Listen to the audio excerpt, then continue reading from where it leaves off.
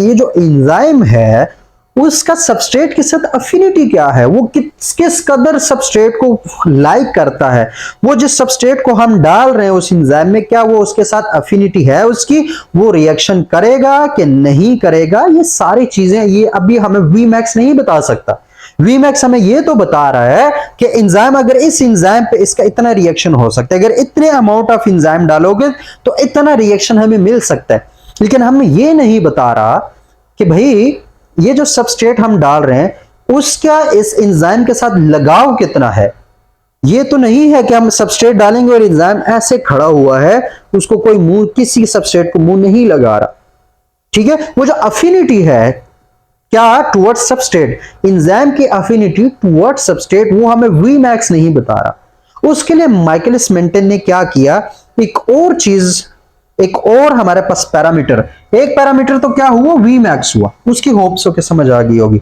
दूसरा पैरामीटर, ठीक है, एंजाइम क्या है जो माइकलिस मेंटन काइनेटिक्स है उसमें ये दो चीजें समझ आ गई, आगे किसी चीज में मसला नहीं होगा।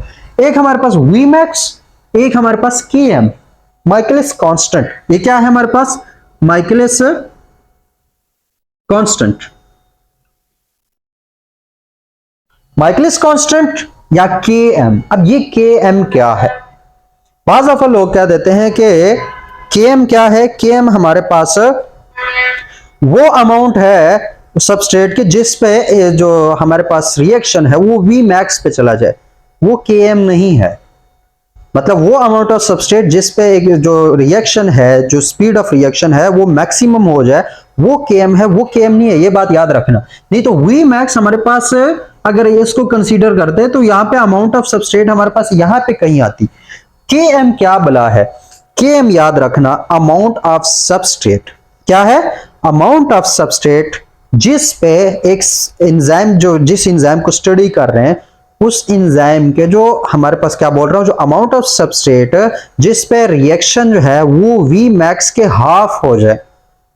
किसके हाफ हो जाए, वी मैक्स पे। मतलब वो अमाउंट ऑफ सबस्ट्रेट जिस पे अगर बिलफर्ज वी मैक्स यहां पे 0.6264 इतना कुछ है तो उसका मुकम्मल हाफ, वो हमारे पास जो वी होगा उस पे जो अमाउंट ऑफ सबस्ट्रेट होगी वो हमारे पास केएम होगा, वो हमारे पास क्या होगा, केएम। इसको थोड़ा मैथमेटिकली देखते हैं, ज्यादा इजी समझ आता है। अगर ऐसे हम बोलें तो बड़ा मसला हो जाता है। मैथमेटिकली अगर इसको हम देखते हैं, amount, what is KM, KM is the amount of substrate. मतलब इसमें नहीं देखना, इसमें देखना है जो सबस्ट्रेट की अमाउंट है। KM is the amount of substrate जिस अमाउंट पे हमारे पास जो स्पीड ऑफ रिएक्शन है वो वी मैक्स के आधे के बराबर हो जाए। मतलब जो वी नॉट है हमारा वो हो जाए वी मैक्स का आधा, वी मैक्स बाई 2 हो जाए, तो हमारे पास जो अमाउंट ऑफ सबस्ट्रेट है वो केएम के बराबर होगी। कैसे, इसी वी नॉट को हम इसी में पुट कर लेते हैं, वी नॉट की जगह मैं वी मैक्स बाई 2 लिख देता हूं, ठीक है। ये इक्वल हो जाएगा V max dot S amount of substrate divided by Km plus substrate। अब यहां से देखो क्रॉस मल्टीप्लाई करता हूं तो क्रॉस मल्टीप्लीकेशन से क्या हो जाएगा, V max dot Km plus S is equal to 2 dot V max dot S।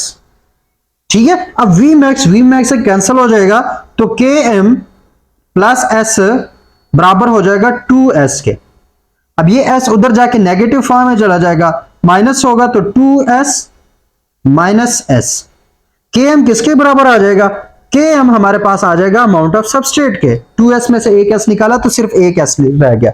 तो km क्या है, km हमारे पास अमाउंट ऑफ सबस्ट्रेट है जो कि कब होती है, जब हमारे पास v not v max by 2 के बराबर हो। वो अमाउंट ऑफ सबस्ट्रेट जिस पे speed of reaction maximum speed के हाफ हो उसको बोलेंगे Km। ये क्या है हमारे पास है, ये जो हमारे पास पॉइंट आएगा इसको बोलेंगे Km। और ये Km अगर हम गौर से देखते हैं तो ये Km बेसिकली क्या है, ये अफिनिटी को, एक एंजाइम की सबस्ट्रेट के साथ क्या अफिनिटी है उसको डिस्क्राइब करता है। किसको डिस्क्राइब करता है? एंजाइम और सबस्ट्रेट की अफिनिटी। क्या मतलब? और वो भी है हमारे पास रिवर्स। रिवर्स कह रहा हूं, उल्टा।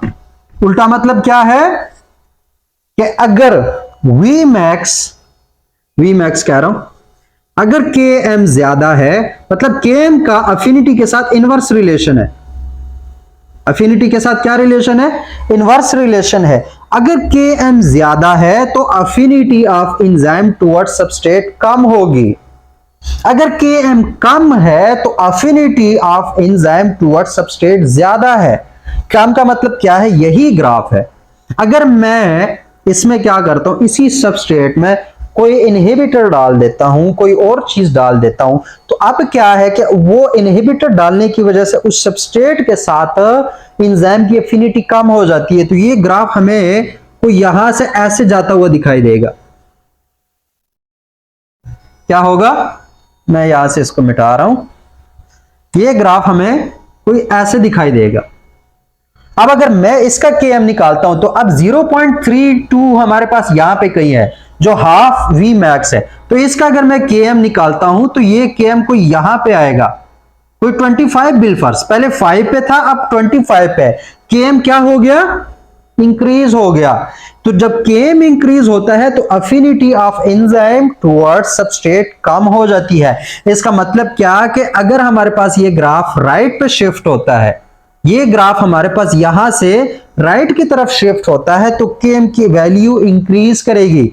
Km की वैल्यू इंक्रीज करने का मतलब क्या है कि अब इस एंजाइम की उस सबस्ट्रेट के साथ अफिनिटी कम हो गई है, बड़ी मुश्किल से उसके साथ बाइंड करेगा, बड़ी मुश्किल से वो प्रोडक्ट बनाएंगे, बड़ी मुश्किल से वो Vmax को अटेन करेगा।